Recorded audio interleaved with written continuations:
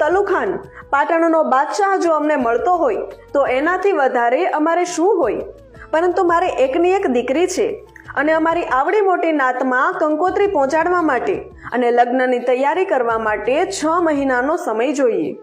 મેઘરાજ રબારી કહે છે, અત્યારે શ્રાવણ મહિનો ચાલે છે, અમને મહા મહિના સુધીનો સમય આપો અને પછી તમે વાજતે ગાજતે જાન લઈને અમારે આંગણે આવજો.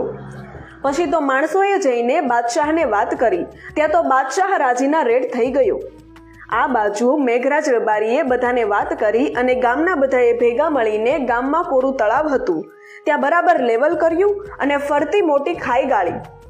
ખાઈના અંદરના ભાગમાં મોટી દિવાલ કરી અને એમાં ગેરું, લાકડા, ગાયનું છાણ અને રૂ એવા બધા વિસ્ફોટક અને ઉપર ધૂળ નાખીને પેક કરી દીધું અને નક્કી કર્યું કે અહીંયા આપણે જાનને ઉતારો આપશું. ધીમે ધીમે 6 મહિના પૂરા થયા એટલે તલુખાન બાદશાહ હાથીની અંબાડી ઉપર બેસીને 1200 લોકોની જાન લઈને આવ્યા. સાંજે જાન ગામમાં આવી એટલે કહ્યું કે અમારે એવો રિવાજ છે કે સવારે ફેરા રાખવાના. ટૂંકમાં એ તળાવ હતું અને ફરતે ગાયના છાણમાંથી દિવાલ બનાવેલી હતી જેમાં છાણ, રૂ, ગેરું એવા બધા વિસ્ફોટક નાખ્યા હતા. ત્યાં જાનને રાત રોકાવા માટે મોકલી દીધી અને એક નાનકડો દરવાજો રાખ્યો, ત્યાંથી જ બધા બહાર નીકળી શકે. બાદશાહ તો મનમાં એમ વિચારી રહ્યો હતો કે ક્યારે સવાર પડે અને ક્યારે હું એ રૂપવાન સ્ત્રી સાથે લગ્ન કરું. પરંતુ આ બાજુ મેઘરાજ કળોતરા, 200 રબારીઓ અને બહેન દીકરીઓએ કડે કટારું બાંધી દીધી હતી અને હાથમાં તલવાર લઈને બધા તૈયાર થઈ ગયા. અડધી રાતનું ટાણું થયું એટલે રબારીના દીકરાઓએ હાથમાં મશાલ લીધી અને પેલી વિસ્ફોટક દિવાલ બનાવી હતી એ સળગાવવા લાગ્યા. ચારે બાજુથી અગ્નિ લાગી એટલે બાદશાહને ખબર પડી ગઈ કે દગો થયો. પરંતુ બહાર નીકળવાનો એક જ ગેટ હતો અને ત્યાં 200 રબારીઓ ઊભા રહી ગયા હતા કે આમાંથી કોઈને જીવતા પાછા ન જવા દઈએ. જે લોકો દિવાલ હતી ત્યાંથી બહાર નીકળવા જતા હતા એ ઊંડી ખાઈમાં પડી જતા. દરવાજેથી જે બહાર નીકળે તેમને તલવારના ઝાટકે ચીરવા લાગ્યા અને ઘમાસાણ યુદ્ધ જામ્યું. પછી તો ઝાંઝુબાઈએ તલવાર લઈને ગડગડતી દોટ મૂકી અને બાદશાહની અંબાડી પાસે આવી એટલે સુબાએ કહ્યું કે આજ એ રૂપસુંદરી છે. ત્યારે હાથીની અંબાડી ઉપર બેઠા બેઠા બાદશાહ તલુખાને કહ્યું હતું કે આ મને સુંદરી નથી લાગતી, અરે આમાં તો મને મારું મોત દેખાય છે.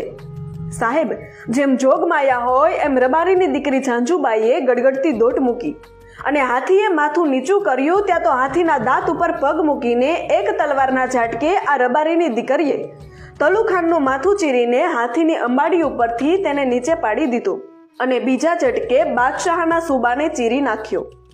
સાહેબ, આ બાજુ જ્યારે જાન લઈને બાદશાહ નીકળ્યો હતો ત્યારે જેલના સળિયા તોડીને જેમલ રબારી બહાર આવી ગયો હતો. મારતી ઘોડીએ જેમલ રબારી યુદ્ધ શરૂ થયા પહેલા આવી ગયો હતો અને 2 જોટાની તલવારથી લડતો હતો. એમાં દુશ્મને પાછળથી તલવારનો ઘા કર્યો એટલે જેમલ કળોતરાનું માથું કપાઈ ગયું. 400 રબારી અને 31 રબારીની દીકરીઓ આ યુદ્ધમાં કપાઈ ગઈ હતી.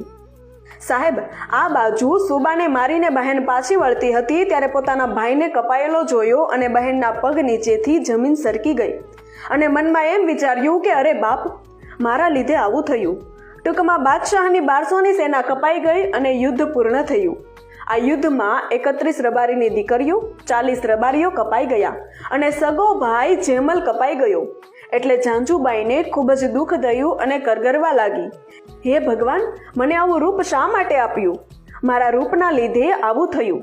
હે માં ભગવતી, હે કુળદેવી, આજથી કળોતરા કુળમાં આવું રૂપ કોઈને ના આપતી. પોતાના પિતાને પણ કહ્યું કે બાપુ, હવે મારાથી ના જીવાય. હે માં, મને ધરતીમાં જગ્યા આપ. અને એમ કહેવાય કે ધીમે ધીમે રબારીની દીકરી ઝાંઝુબાઈ ધરતીમાં સમાઈ ગઈ અને સતી થઈ ગઈ. મેઘરાજ રબારી તો હજુ કંઈ બોલે એ પહેલા ઝાંઝુબાઈ સતી થઈ ગયા અને જમીનમાં સમાઈ ગયા અને જમીન પર ફૂલનો ઢગલો થઈ ગયો. છેલ્લે ઝાંઝુબાઈએ એટલું કહ્યું હતું કે આ ગામ છોડી દેજો અને જે કોઈ રબારી ઝાંઝુબાઈનું નામ લઈને પૂરી શ્રદ્ધાથી માનશે ને એની ભેગી ઝાંઝુબાઈ કાયમ રહેશે. પછી તો કળોતરા પરિવારમાં 2 ભાઈ હતા. એમાં કમા બાપા કંબોઈ જતા રહ્યા અને કંબોઈ ગામ વસાવ્યું અને માલા બાપા કચ્છમાં જતા રહ્યા. સાહેબ, આજે પણ ઝાંઝુમાં પૂજાય છે અને જે તળાવમાં યુદ્ધ થયું હતું એ ગુડાસર તળાવ તરીકે ઓળખાય છે અને ત્યાં ખાંભી ઊભી છે. કહેવાનો અર્થ કે આપણા દેશમાં અનેક લોકો થઈ ગયા કે જેમણે ચારિત્ર્ય માટે બલિદાન આપી દીધા, પણ પોતાની આબરૂ ના જવા દીધી. વિડીયો પસંદ આવ્યો હોય તો વિડીયોને લાઈક, કોમેન્ટ અને વધુમાં વધુ શેર કરો તથા ગુજ્જુ જ્ઞાનને ફોલો કરો. ધન્યવાદ.